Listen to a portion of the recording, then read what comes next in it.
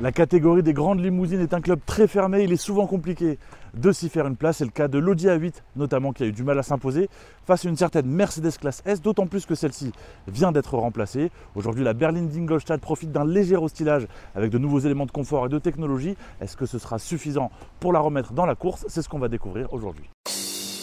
Carrière compliquée pour l'Audi A8 qui n'arrive pas à faire aussi bien que ses rivales allemandes. Des compatriotes qui reprennent par ailleurs une longueur d'avance puisque la Mercedes classe S a été récemment renouvelée et BMW vient de présenter une nouvelle série 7 entièrement électrique.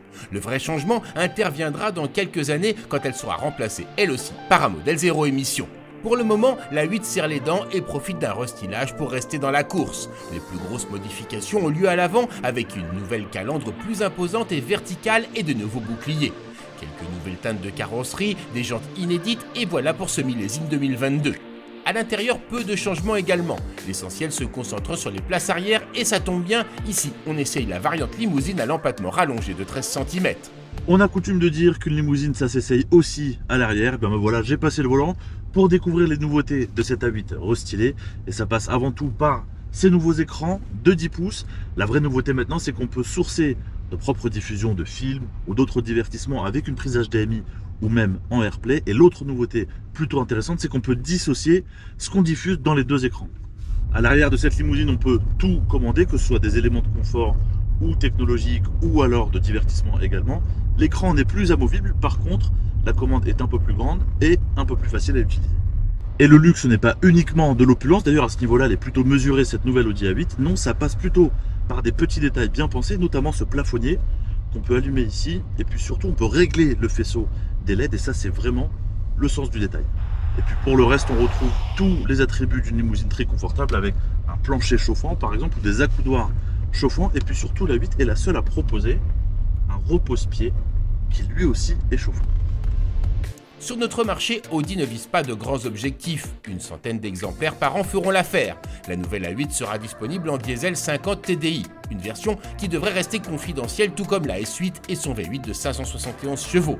90% des ventes se feront donc avec cette nouvelle motorisation hybride rechargeable de la version 60 TFSI E.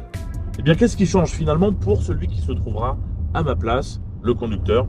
On a déjà passé en revue les nouveautés pour ceux qui se trouvent à l'arrière, les petits vénards. Et bien celui qui prendra le volant de cette A8, il n'y aura pas finalement autant de différences qu'attendu, si ce n'est cette nouvelle motorisation hybride rechargeable. Alors il y en avait déjà eu une par le passé sur l'Audi A8 avant restylage, mais cette version était seulement dotée d'un 4 cylindres qui n'allait pas vraiment avec le standing du véhicule. Là c'est différent, c'est un V6, la puissance est nettement hausse, 462 chevaux. L'autonomie électrique est donnée pour presque 60 km. Dans la réalité, on en fera entre 40 et 50. Mais il faut au moins noter que l'hybridation est plutôt très bien gérée ici. Et le mode automatique arrive à calculer, en fonction de ce qui est programmé dans le GPS, la distance totale qui sera parcourue pour ensuite faire des savants calculs et vous dire à tel moment vous devez rouler en électrique, à tel moment vous devez rouler en thermique ou à tel moment vous devez par exemple recharger la batterie. Et ce qui permet effectivement sur le global d'abaisser les consommations et de vraiment profiter de cette hybridation qui est très bien gérée dans cette A8. Et c'est finalement en ville, dans un mode de conduite 100% électrique, qu'on découvre le vrai bonheur d'une limousine comme l'Audi A8, capable de rouler en 100% électrique, évidemment, d'où l'intérêt de cette version hybride rechargeable, c'est que ça apporte tout simplement encore plus de confort, encore plus de douceur de conduite, qui déjà sur un véhicule se veut très cocondouillé, très isolant de ce qui se passe à l'extérieur. Alors forcément, un mode de conduite tel que celui-ci a forcément beaucoup de pertinence sur un modèle comme la 8.